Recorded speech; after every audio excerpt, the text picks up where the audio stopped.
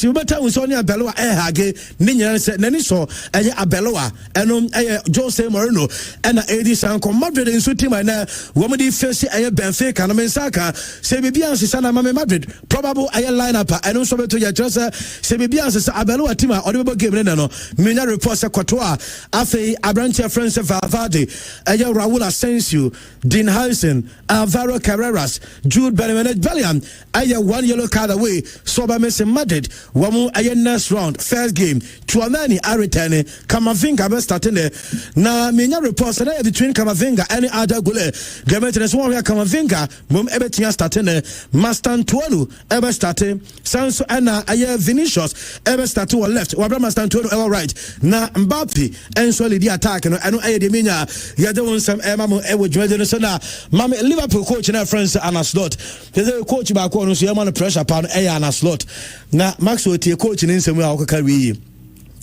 because after say no kodi san come na nkofo say na say san nsemu we dey bi na Amorim ekoka ya Manchester United for pamo no na utie owura friend say aye Anna Slot ene no dey akwakoto ya say we no crapa no say Liverpool say we coach edema aye Liverpool supporters no almost person every game one winning match no every aye game Liverpool supporters episode winning no crapa no say Liverpool so aye one club just say almost supporters aye demand episode winning league but the last 30 years league no almost winning just twice. Anyway, I am proud and China said the last 30 years, Liverpool are only 2 occasions and no Premier League. And to say, yes, statistics in the Liverpool supporters, FS Obu winning league, you know, among compare the last 30 years, the second year, and woman, same way they are not you. Mami Ellen Haaland, because in Man City and Sophie against Galatasaray. Now, Haaland and so ako 6 matches when she go and the coach Pep Abe defending and say, and the other players no and women create chances and from Ellen Haaland. Now Haaland ako 6 matches are on she goes. Now what do we say? About Champions League anymore. Only 17. I can say 36 teams. Only 17 clubs. And Ashe goes. Eddie Chen Haaland since making a debut. It was Uefa Champions League anymore. So I have 17 clubs now. Bayern, Ashe goes at the channel. Man City, Ashe goes at the channel. Real Madrid, PSG, Barcelona, Dortmund, Liverpool, Atletico, Inter, Benfica, Chelsea, Leipzig, Juventus, Atalanta, Arsenal, Ajax, Napoli. Where a year a branch of friends are since making a debut 55 goals. Teams are almost a year wash goals and so the chair and no area tier. Leroy Sani returning to a year 80. Leroy Sani area babati as a Nkofo and Shada and Galafon any Murefia season way our Champions League almost in Liverpool Obia Unquire Galafo and the Liverpool for the FA so na sa match and so one rabia the can be answer one make judgment on any game on because a trust of quality normal Champions League normal sabi one ever participating oba say one ever compete and so I was going for champion game you know one air con all out and no I branch your friends Leroy Sani and I'm this come on Newcastle everybody at PSG and Minya report said Joe Linton the Martin said Obama says game yes one a groin injury and the PSG against a Newcastle the attorney said Joe Linton and to me Siaka and Uko PSG so ya Minya report said Fabian Ruiz one also at the game no I out want to me almost game be na tia branch your friends I Anthony Gordon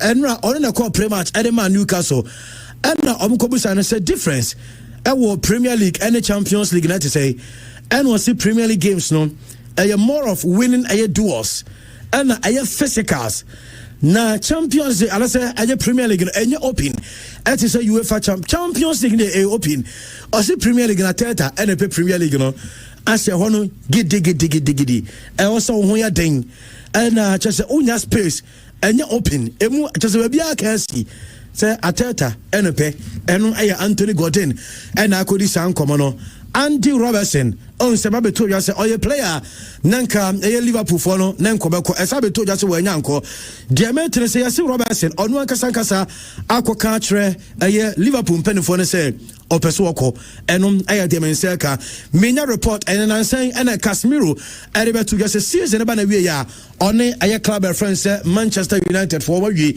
o free United menya report and say yasi El Nasa enu obeko na Cristiano Ronaldo and adwuma yes Ronaldo and a convince Casemiro say onia say oh free bobo conference Manchester United bra El Nasa because and a bit me about El Nasa and likely say branch and so bit me call and Bruno Fernandes menya report say yes one happy with a pen for air running club na from Manchester United nani enshadanye kwan ho kra eno de meten no yede sansem no emamo enso adwuma so Polybet for na say Polymarket for almost PSG Newcastle and PSG chances 60%, Newcastle 20%, so game no end in a draw only 21% eno de mense kan no yede won sam emamo enso adwuma so no pay eno de James Ward-Prowse a former player for West Ham United. Menya reports and now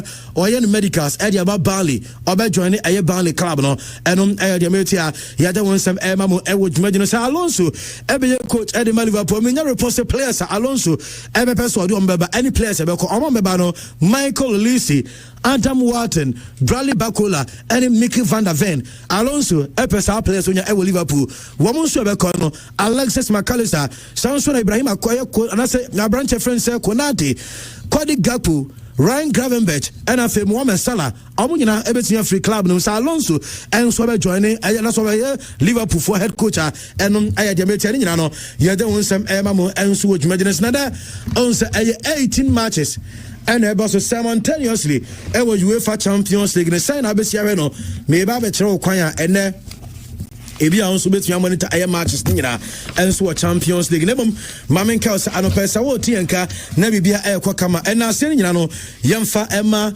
Norway insecticide is free makacho se we an entontum spray a betia bo entatia once na sanso ana ntafra mo mo nkase wo mo tete fia na sa adwuma ma mepacho spray na wo so use na sa dra ebe show ma se Norway insecticide is free Fabigo demo Fabigo shop wo obetia atenam enkofati yare bia emfamro mebacho we no de ache ene say sanso just sweet sense wo edem wo de ma kama kuma se for so opese wutu a 0546 113450 0546 113450 and enkran for so for 0503 510799 0503 510799 na odo mo enso enkasa afei mamen ka obi am say ye kwa enim no se se de on se ba bia eye kumase just obi akwaja yaresa no eye medimafo herba eye clinic Dr. Time da so na so ene obi ekosesi a mepacho opese wunya yaresa na ho eto kama komedimafo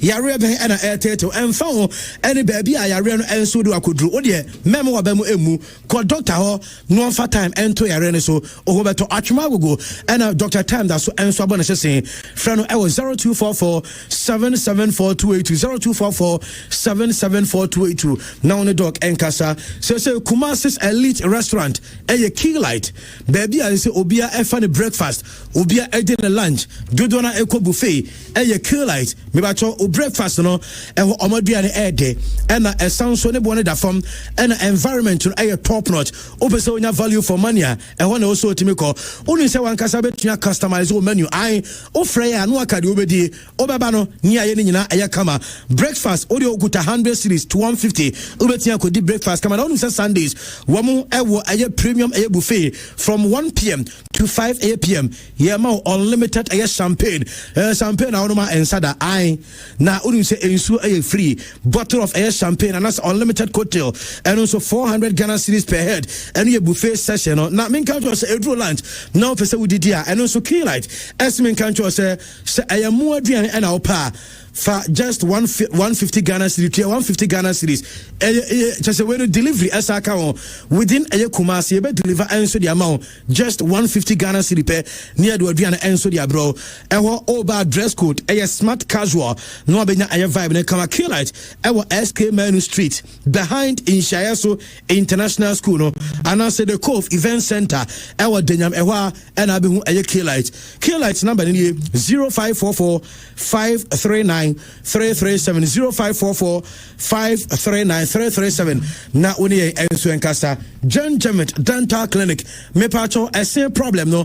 Makacho say I was with the call a John Jemet as well. So or maybe or say when your problem now any man ko yen fama no sabi we be a okasa sabi pump and flu no ba and answer was send a swabu apai to crab das here was no be say fita over so braces and answer person silver and a gold teeth be dental implant permanent teeth no ninyana a John Jemet and also to me cobra na ya mo kuma say obemu John Jemet e wa Brepo Junction Bantama High Street Total Filling Station achi enkran e nungwa wo be SHS no touchman obemu e wo Maxi Market Kenten Road and e wo 0598 731 0598 731 now on a John Jemet for ensu intimi kasa makacho say enkane and another do na how many banks any entinisika no dia kwa question pass nisika no tutu amana no say first bank eba no will be answer at as banking and so on another level just also do sika eco bank first bank and on o chan dey hwehwe first bank and nanu am answer ni djuma niema osika sem enko kama first bank a lot of branches across the country into ko watch obi a 2-bedroom apartment patase South Suntraso Danyame Asoko Anisa areas no so will be a WhatsApp line and I say a call line 0551 242 661 0551 242 661 will be another friend number this say na yen say Timyaka Can Rose Internet Solution I say hostel managers hostel owners porters no monkanchamo managers never and say owners ne say Can Rose Ebe connect internet area for free. Full coverage air setup, network connectivity air free. NT air hostels are sa universities when KNUST, KSTU, Christian Service, Amstead, Garden City, NFA, Ghana Baptist University, Monfrey Kenny Rose, 0208 282810 0208 282810. Now and swing to make as a chamo. So I will send 18 matches. And so now they will be able to say, dear, now the formula be answered the Abaso, so winning now a 2 formulas any of the other. So, person monitor matches Nina. So say, sign the Trent, maybe how to watch Champions League, I'm among a crime, 2 ways. I'll bet media monitor any games, no Bakuni, Jamu. 2-way screen as well.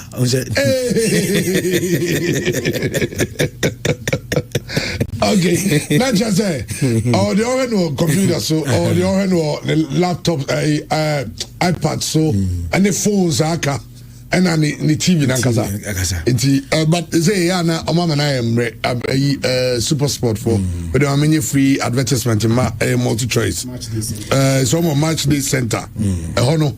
Omo matches in iti omo yi main match say be ever say matches yom okay omo main match mehuri ma and it's possible that Chelsea Napoli could be their main match it maybe I know your main match number go back baby no switch ko no you go no major chance be back now start with way trend my second one as well start with over break we say now what did you come do. What is it, bro? Zanka we go here with us. Screens in Nana. The end no says Ananka up baby. Who TV to do no TV. Who feel for man or move born. Did you be a TV for bar demo? Because now because I baby I'm not going to TV or TV. Hey, so guys higher. Tell the Ghana card. Abuchina omutimi yes ade na ha no. Kona koye yes ade na on ha to do be a pause. Ono Oto ade no kra so oto awan down ho asade aba no kra ojo se na iju bi beto no be discount ene obeko 1 year no bi beto atiase anyway Christian mo mere matches ni man na Andy train because you hear about share ade na ye de table no na be. Oh, na enye ne preko. Nse na de enye ne preko. Eti mama table no. Yeah. Mama table. Table no fixtures ni na ho nti no. Table no me so be we ni nti na say. Ya de fixtures. De me yi ni. Chema also betimi the variations aba. Table no Trent any Jai on for mine. O say Arsenal game no nko ho. There we go. But Arsenal ball against the cheapest the weakest team our Champions League no money. Arsenal number 1. They are playing against team or that 36. Only nothing to play for. Say right for no winning game no crana. Chairman they will not qualify. The entire minim the entire Jama of him swati crane say she karate for no. Chairman onum say omwashe we goals almost 5 in 7 I consider 19 and the Obama me sure say Arsenal need be to win this game. They say chairman untimi lose a game to Manchester United your next game no untimi ka say win esa na momentum any ahoden any bra any ade a wa build a wo di league no chairman now ha eba be slow down it no Arsenal win tia Manchester United there check make say bia omo here we win for anything but having lost to Manchester United Arsenal will need a win to return to winning ways. Me cry a game one and you want to catch me say as so many changes na eba mu a na nka me game over 2.5 because the best team against the weakest team Arsenal anything to play for but the entire Arsenal never be to win this game. They say chairman so we Champions League as top of the group so Arsenal and winning na say Bayern Munich eko winning na Bayern Munich goals ni kodos one shot na Arsenal first position Arsenal be lose first position chairman yenya no fair na amafo bebrebe de won pe all sekete bebrebe no makabum eti Arsenal any karate game the chairman makono Arsenal win and over 1.5 yo oni me nyaadwe Arsenal win and over 1.5 no so kete say kan kete za Bayern Munich second position 18 points chairman obo etia PSV we table na PSV etoso 22 or 8 points ye kasa say PSV are qualify for the playoff but chairman baby odano any points na odano say PSV enya a resource nya chairman one shot na ASR playoff na odem sisi ano one shot na ontimi en qualify chairman we teams that aye omochia there are 5 teams are now 8 points PSV 8 but the table no so after PSV now on 8 points now chairman ono eda or that 22nd no 22nd PSV but chairman how many teams that were 8 points 8 points. There are even 2 teams almost 8 points outside the 24. Yes, that's Napoli and Copenhagen. And a Club Brugge it was 7. And a Bodo Gimet name Benfica was 6. How many Union sing Gilu? Yes, it's a Gilua so and Ajax was 6. Now what it means is that Omon was 6 in Christian. So Obi Winibiano. Not PSV Lucia. Almost sign PSV. They are pushing PSV from playoff slot no madam Sisiano. Now right into the playoff no. But PSV and they are playing against Bayern Munich. Bayern Munich at a second. I think say one of the greater motivation for Bayern Munich is say Yense game we maybe Arsenal Eslepia. Bayern Munich ever finish top of the league table no. Bayern Munich until last weekend Omni Osborg only see our game no. Previous 10 games are now Bayern Munich abono. Every single one of them. Now Bayern Munich 2 goals. Every single one of them biano. Now Bayern Munich 2 or more goals. And last weekend almost surprised among Fubiana. Almost last game to Osborg. Chairman a game one. Bayern Munich for no nothing to play for because already no. Chairman ma qualify that. But me share PSV for now we here win to make sure they will be able to qualify for the playoff Nintendo. And also chairman I'm not sure of who I'm going for a win. Now say Bayern Munich game biano whether they will win or they will lose no. Chairman over 2.5 game.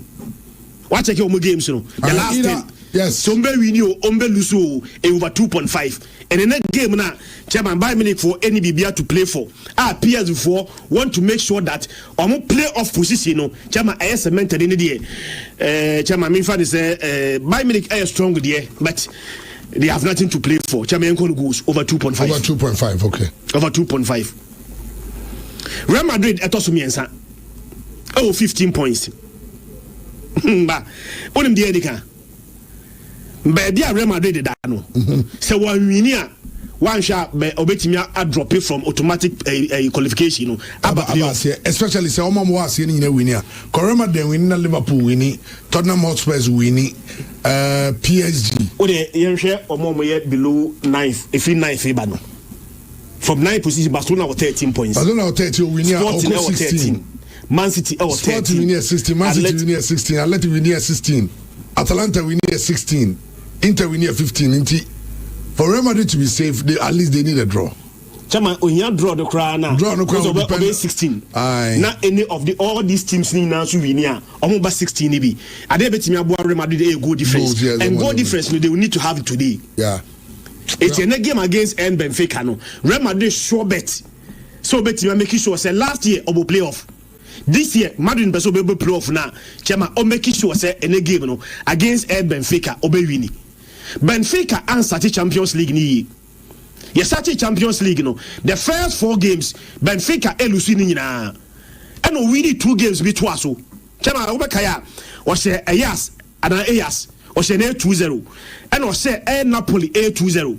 Was say Napoli we no the last game and Juventus SN 2-0 chama eno na kan bia omonso eni abre se wan hwa na omonso entimi an qualify baby a omoda ni the chairman omoda 29th Real Madrid boy tia Benfica that 29th on the league table as we speak now Benfica and qualify even for the playoff but dia betimi motivate Benfica ni say if they win, naturally, omunya 9 points. Now other results go their way. They are moving into the playoff zone. So, what's the 9 points between the be qualify? Yeah. Maybe a day is here. Who's among 48 points? Who's Olympiacos 08 and no qualify. So Olympiacos Lucy. Nasa Benfica winia. Benfica banai. Because I have saying hope ni say Obesho Olympiacos at home. No 9. Yes. I was saying Olympiacos. Real Madrid last game was against Monaco, which won by 6-1. And the next game, the chairman, Real Madrid will have to make sure that they win. And making sure that last year a playoff any so many matches are boy chairman bedu stage bi no na matches are boy abe factor anti-money code fatigue bet me as a team. So if you can avoid SR playoff no and to avoid SR playoff no chairman they will need to win this game. Yankon say Madrid win. Double chance Real Madrid over 1.5. Over 1.5. Yeah, double chance Real Madrid over 1.5. But the account. Liverpool ball quarterback. Chairman, quarterback also that 18th. We qualify for playoff. Quarterback 10 points. Liverpool also 9, 4th on the league table. Our 15 points.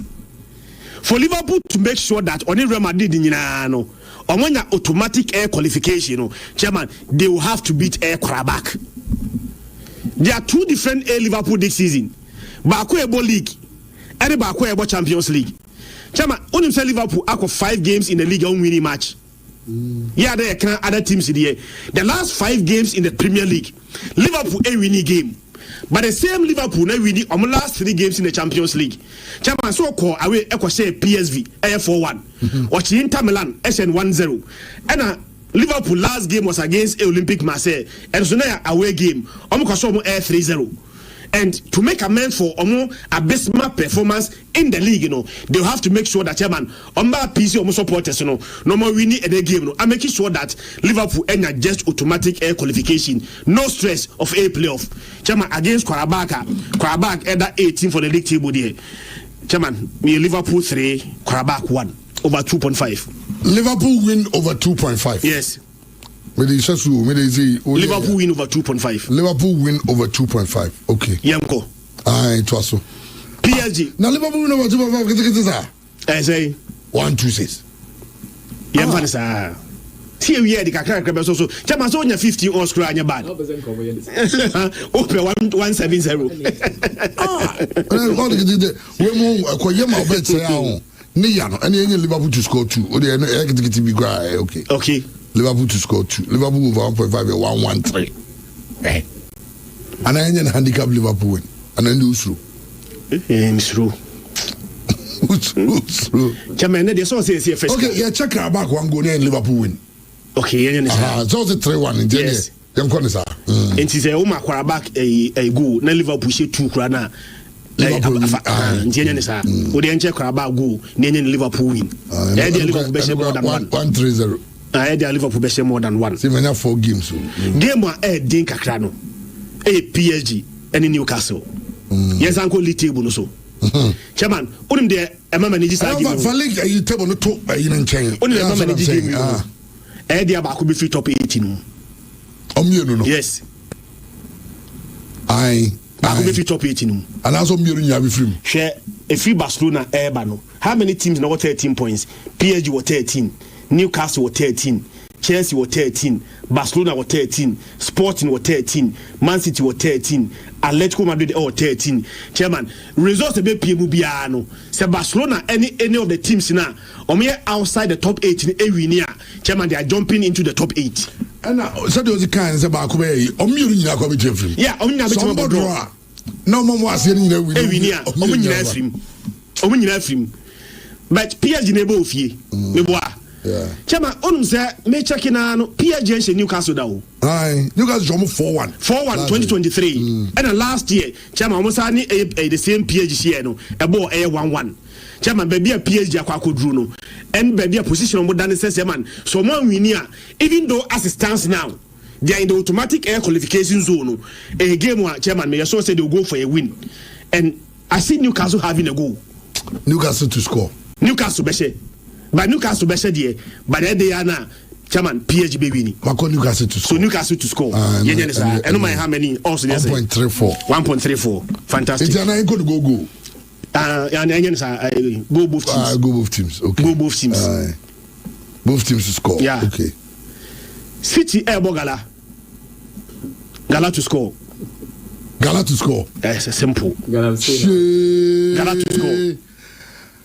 let's say Galatasaray only team say Gala to score Osimhen Magehi ineligible Semenyo available John Stone Semenyo ineligible o say obo to the next stage yeah register for the next stage side defense now we dey 3-1 Budo no chairman the same defense na ebo Galatasaray to score what you say Leroy Sané ba Ilkay Gundogan ba Victor Osimhen ba chairman Gala to score majima and Man City to win chairman game over 2.5 Gala to score yenye sa Gala to score Napoli Chelsea game two teams are obia the borderline so Chelsea the 8 so Olusia free automatic qualification zone. Napoli at that 25th as it stands now. Qualify 24 next. So Napoli here win to make sure that they jump into the playoff. Chelsea will need a win to make sure that automatic play a automatic air qualification. Almost Saka. Chairman, only they add this spice to this game. Antonio Conte factor. Antonio Conte Chelsea former coach.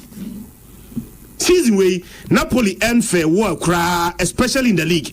Our last game was against Juventus. And Juventus bought almost 3-0. Chairman anti we had league table now.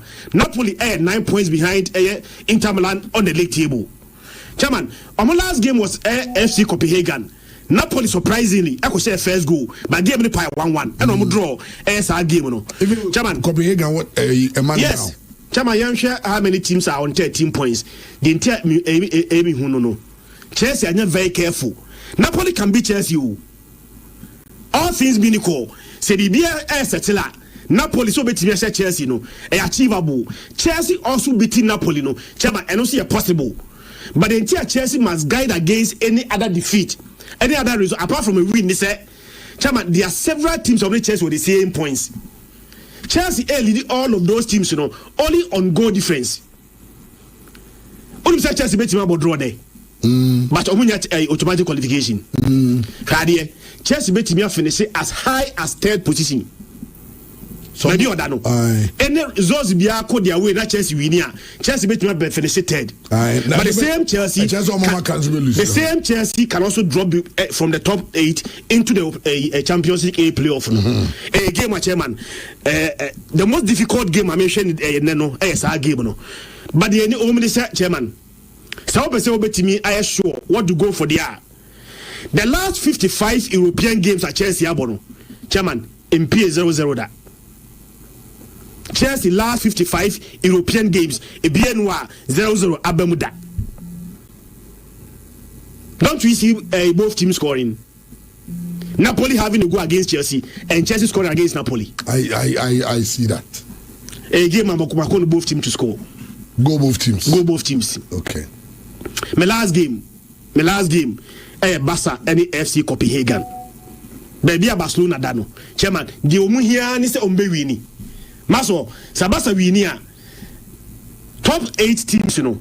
Me sure say Baku be drop it. Baku drop it every top 8 in the moa. The obet me take advantage of that slip, no. FC Barcelona.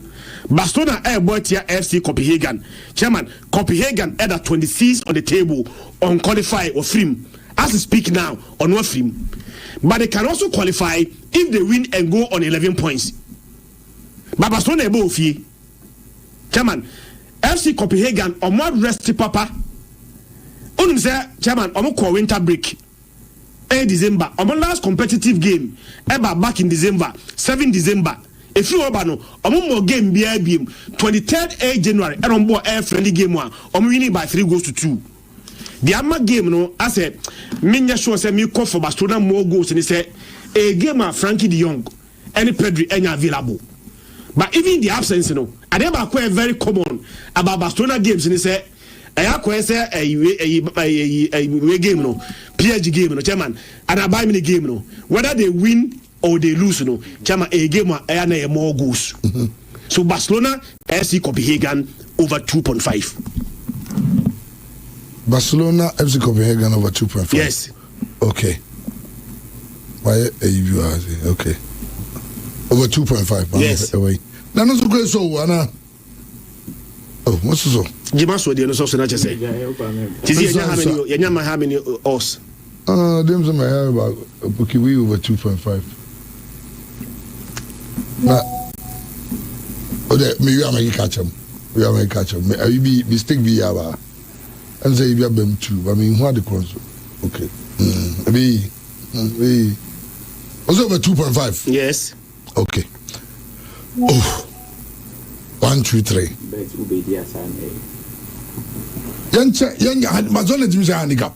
Handicap 1. It's handicap 1, but the Amazona win. Handicap, and one. Menya 8 games and into 8 games and 24 odds. Maybe any count. I know some of our fan count. I ask no Olympiacos. Me mean fan count. Me mean there how many odds? Okay, Oma say 7 matches. 7 matches when you 7 matches when you 13 odds. 13 odds. It's for one game count. You go to say what team match or the match we dey na count na. What's ever one game count? 20 odds bia. Oh, therefore, no. Yes. Hell of a season. Yo, chairman. Hell of a season, man. Chairman. Idea no so man who matches be why very interesting. Chairman, but you dey bet me ahwe I need my match be why yes that is one problem. Match be why so botra. Oh, but Borussia Dortmund Inter Milan. Goals. Because Borussia Dortmund matches no a rainy goals, 2 goals. Borussia Dortmund Inter Milan. Obia both team to score. And over 2.5, likely. Oh. It's over 2.5 as a both team to score. More as well. Over table in Over table in Tunchang. Never. And the Transunion Germany. So also us near war. Any Inter Milan at 14. Let's just be a more playoff spot. Now a win for Inter Milan will take them to 15. We can possibly put them into the automatic qualification. Yes. Now, Dortmund, and so our 11. That's a 1 point and a separate you. What I say, 1 point. Inter 12, Dortmund 11. A win for Dortmund can also Put them in there, depending on the results for Newcastle and PSG and the Chelsea. Nomni omomakan. Enti saying Edebeko. I don't know how to say. You go to goals. Dortmund are not short of goals in all their Champions League. I'm only Tottenham, their crowd when you go to 2 goals in APM, surprisingly. Games 5, 6, 18 APM. Go. It's just 8 games, 20 odds. That's cool. Mambo Bosso, that's the code number at for. PSV and November Bayern over 2.5. Benfica versus Real Madrid. Double chance Real Madrid and over 1.5. Liverpool Karabakh. Liverpool handicap win. It's a Karabakh for 1 goal. Then Liverpool be winning. PSG Newcastle. Both teams to score. Man City Galatasaray to score. Napoli Chelsea. Both teams to score. Barcelona Copenhagen. Barcelona handicap win. And Borussia Dortmund Inter and you go both teams to score. Basically, any and she said this a bet no meaning say if all is right na me come anima. Say week we no 17 teams no be a per places. Ntiais will be a 50 years away, you know, saying the betting companies be brutal. I said, Omanfu be wura. Nti obi for eyes or munyina characteristics or modi komene eye. But don't say the odd now and I think it's a good one. But some we muso ho pe crazy one. But so what that on ehwima or ahwim. For example, Real Madrid ne your friend is Benfica. Some munyina per points in Madrid and Madrid games na win or loss. Well, Benfica head to head there, 2 wins and 1 loss, or more ahead of Madrid. But Mourinho also on share Madrid 5 matches, on share they will lose 4. So per point there, I trust Madrid, so I'm going straight away for Madrid to win, and even Krover 2.5. PSG there, on better so we a big team because be a Drunette, and send your mojo when you saw the other time, or they will do everything possible straight away. My mom will win. Chelsea and Napoli, yes, I agree with all of you. I think both teams to score like. But I say, Chairman, Napoli home or no lose match. Because since December 2024, Omon lose match order. And Omako close to 24 games or so, Omon lose. And Napoli is Champions League or boy on baby on my home, I win. The last head to head on boy, no more Chelsea 3-1. But Rosini buy no. And I'm at Chelsea, flex and a muzzler. On say 4 matches, but I think we win 3 and Chema will draw just 1. But the thing here is this: Chelsea away record in this competition, Chairman. It is nothing to write home about. Ain't you're very careful. There are things that Chelsea team they can score. So I agree with you, so both team to score. But Oka says, and crazy Oka say Chelsea games in the end in a draw. It will be to make on one of them to win over 2.5 because Obiasa will be winning about 2 or more goals, and I both team to score on a. Barca they said our can me know ya adwene nte bank for be to make a go because the Barca they are no more consider I don't know and go for be to make a go into handicap 1 over 2.5 for me. Game with Sports in Bilbao. Obia per point, but man a bad day Sports in Abon match no mind go. And at Bilbao, so let me say in recent times like Chairman or Munya wins no more era Basro, both team to score a likely outcome in that game. Atletico they no Chris wa nkana okay. Most team near them pacho. Budo. Which language? Bodo.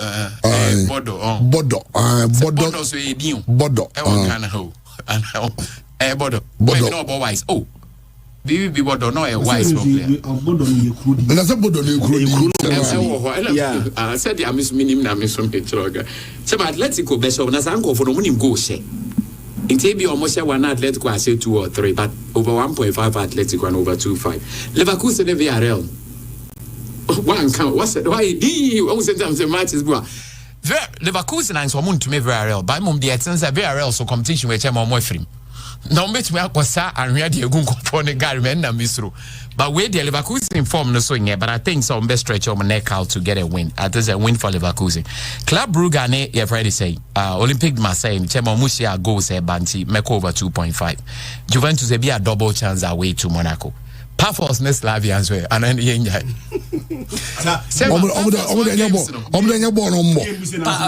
Chris Pafos 4 games me dey bet sa. Nemo Mindika say chairman first half ni nyina tired draw. Well, maybe a 2 odds, maybe a 100, no menya 200. Almost first half net tired draws almost go case no almost on hard you home. Internal Slavia for so mass sansa omunina. It's a first half ne bit my draw straight away. Near the co. Chairman, and no ne kakra means to be. Okay, trying to throw in another so I said more. And then there's a big teams in our but bet my win for big teams and I say bet me so I lie on. Into that case we should bet responsibly, yes. Memo move and kogus o correct fixture na. Now one hit table now bet me there kogus. A bit say buy me a friend say PSV and Hoven. Chaba say no both team to score likely. Because bad they say buy bebo boy and when a PSV for so when ya breno. E bia no man to me say buy but bet me the back of the atom. And then you can so bet mo imagine say Mode upeto the 10 cities. Edi yes sir. So be hard nisika obetimi dey ato so 10. Ejo the 10 net so na onye 200. Okay. Or the 10 to so na nko di 1.6 billion. Nanka nanka na. Chama ka one match o. Ade bet no bet na if you na park corner Hwemedi. Aka Benfica. Chama 1.6 ya man cash out them say 1 billion when yi.